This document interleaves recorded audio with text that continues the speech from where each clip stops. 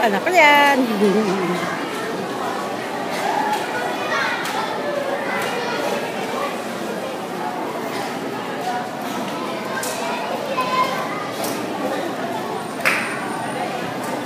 God's sword. God, the creator and giver of life. Does he speak? Does he care about us? Can we know him? Yes, he spoke. He cares.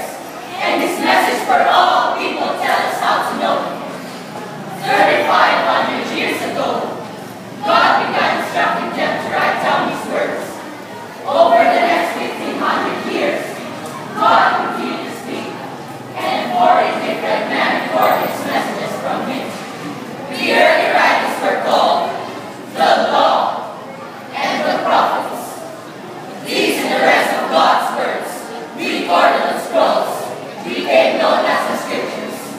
Today, these same writings bound together in one book are called the Bible. These early words tell about God and how much he loves all people in the world. This is God's story.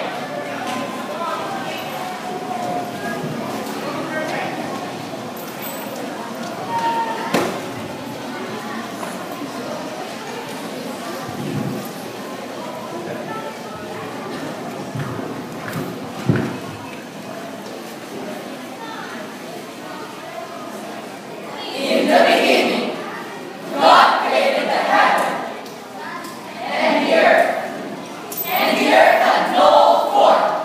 It was empty, covered with darkness and water. Then the Spirit of God hovered over the water. Then God said, "Let there be light." And there was light.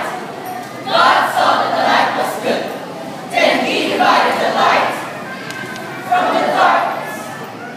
God called the light day, and the darkness he called night. And the evening and the morning were the first day. Then God said, "Let there be a great expanse of air to divide the waters below from the waters above." And God called the expanse heaven. And the evening and the morning were the second day.